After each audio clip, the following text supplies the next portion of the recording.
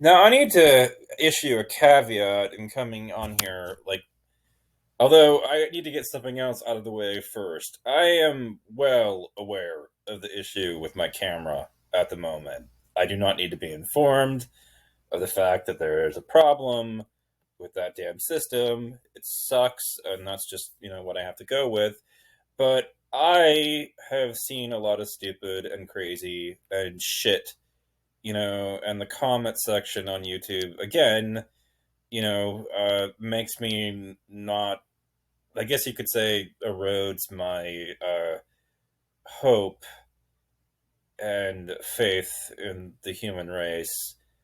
But in fairness, it does this almost all the time and pretty consistently. So that's not exactly newsworthy at all. But this channel and my primary character, the Sun Tamer, are going to basically have a very long term focus of things that we kind of do, and perspective that we kind of hail from, and you know in producing it, or that I hail from at least in producing it, to really take ownership of it. But there is this, I'm not a libertarian, is the basic caveat. I will sometimes, cite libertarians and their research and papers, but that does not mean that I individually am fond of the U.S. Libertarian Party, and don't kind of look at them as a comedic joke.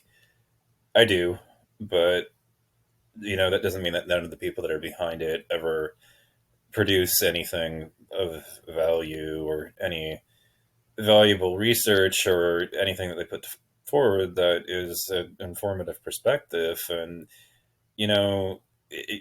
it got me just recently, and it's been getting to me for a while. And I've got something to say, and I've got to find the damn link that I'm looking for to put in the underbar. But it's been pissing me off for a while now, and it's, the fact of the matter is that the web is now literally filled to the brim with comments from, ill-informed, misinformed idiots, and completely uninsightful commentary on social media accounts, like, and here on YouTube. I mean, right here up on YouTube, you will see the idiocy in real time if somebody like me were to point it out and to point towards it and be like, "LOL, see the crazy."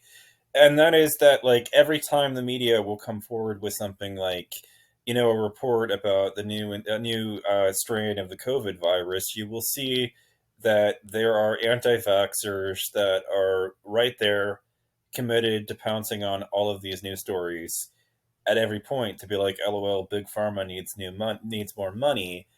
And it's starting to really bother me, to the point in which that I would actually come out and say something.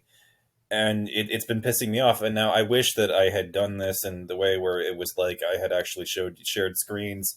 But there's this infographic that I would like you to see, which basically says big pharma versus big placebo. Opponents of vaccine and GM foods often promote organics and alternative medicine because you can't trust big pharma. They only care about profits. And what it's showing is that in recent years, the amount of money in millions, billions actually, that alternative medicine had pulled in, for the year of the U.S. market, at that of the year that this image was produced back in 2014, that alternative medicine pulled in $34 billion as an industry, and the organic food industry pulled in $28 billion, whereas the vaccine market only pulled in $12.8 billion.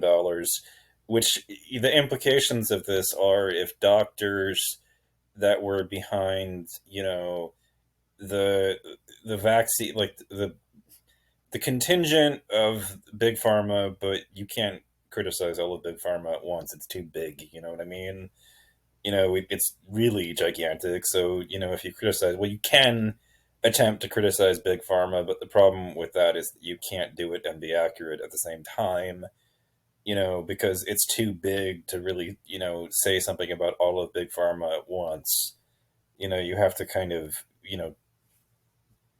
narrow it down and focus, and focus on one part of it. And but the vaccine market was only 12.8 billion dollars wide, which means that alternative medicine and organic food were making far more money than vaccines, which the implication therein of is that if doctors were motivated by nothing other than greed, then they should quit their job, stop vaccinating people and go join the quacks, and, start shilling the American people on alternative medicine and growing food organically, because they will make far more money doing that than they will actually trying to, you know, produce vaccines to for the people. See, I don't think that they are motivated by greed. I don't think that somebody gets involved. Well, I mean, how should I say this? I think that it's likely that the profit motive plays some role in why somebody becomes a doctor, but I don't think that it's one of those things where it explains it in its entirety. I don't think people go into medicine for, you know, profit alone. I just, people are caretakers. They like to, they like to look after people. They like to make a difference. They like saving lives. I mean, that's just, the thing that you would associate with being a doctor. They find it enjoyable and a very fulfilling, career that extends far beyond the profit motive. And it kills me that what is taken as insightful commentary on the internet is comments that imply every time there's a new strain that breaks out that, big pharma needs money again. And yet alternative medicine hucksters and, organic food people, every time that they want to push something, nobody ever suspects them of anything. They get a free pass, and doctors are subjected to complete paranoid, delusion on a constant basis. And when a platform has the audacity to report the truth here about the fact that ivermectin has not been recommended for, the COVID use, there's always going to be a comment section that's full of dipshits that say, I took it and it saved my life. Bitch, it didn't do fuck all. You don't know that. I mean, like, I'm just sitting there, like, argumentative, but I can't take it anymore. I can't take the fucking stupid. And, like, I'm reading these comments. I'm like, how do you know what would have happened? Like, you took the medication, right? And you got better. But how do you know that you wouldn't have gotten better if you didn't take the fucking medication? And how do the rest of us know that? You know, like, we don't know that the ivermectin, just because you suspect that it caused it, truly did cure fucking anything. And the comment section is full of this, and it's just like, this world is full of so many brain rotten people, stupid people with worms for brains, that it's likely that just because that they're wrong, that they suspect that ivermectin cured them, but ivermectin didn't do shit. Just because you think something or have a hunch or a suspicion doesn't mean that fucking hunch was right. And it kills me. I'm with David Packman on this, in that I wish ivermectin was truly effective, but the research isn't bearing out the idea that it actually is. It would be nice if it were. It certainly is cheap.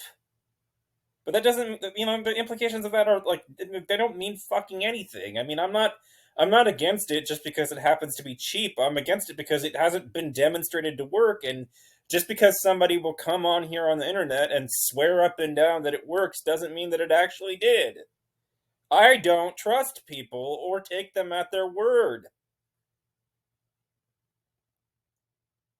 Why the fuck should I? I mean, people are, have proven themselves to be fairly unreliable, about shit like this. And, it kills me. Like, I just, this is so frustrating, and it's so frustrating, like, even trying to argue with these people, because it's like you're dealing with a contingent of people that is so determined to believe that vaccines are harmful or doctors are motivated purely by greed, that they're literally taking ivermectin, mixing it up into paste, that's meant for horses and horse dewormer, instead of actually just getting the fucking shot. And I mean, the amount and the level of stupid and crazy that's involved there is remarkable. But the obscene, the obscenity of all of it, when you really think about it, is that it's like, H.C. Mencken was right when he wrote, "No one ever went broke betting against the intelligence of the American people."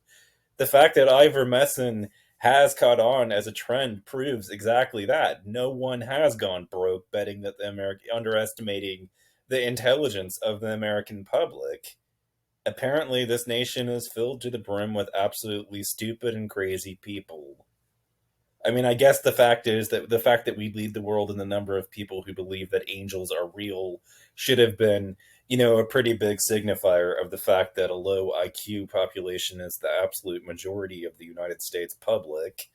I mean, that should have been, a flashing in the buzzer, sort of way of, a wake up call to the fact that this nation is full of stupid people. But I guess I didn't want to believe it. You all are a very massive disappointment. I just wanted to say that. And it's not as if, Canada is much better. The internet is now full of low quality comments to that effect. You know, these people think that they're saying something insightful, but really it's like, I think that a bag of rocks has more insight than that comment, because it's so, like, superficially obvious. And the fact of the matter is that it's like, my genuine financial advice to any medical student or person that was a doctor, and if you work in the vaccine space and you are motivated solely by greed and profit, then I would encourage you, that my genuine financial advice would be to quit your role and get into selling, the way that, and build a site of the nature of natural news and go into competition with them, because there is far more money in quackery than there ever will be in medicine. And we have a very stupid nation, very dumb. You will never, ever go broke underestimating the intelligence of the general public in the United States, or up there in Canada, of the entire North American population. There are a enormous amount of suckers and stupid people, and God help us all, is all I can say, because ignorance like this can be deadly.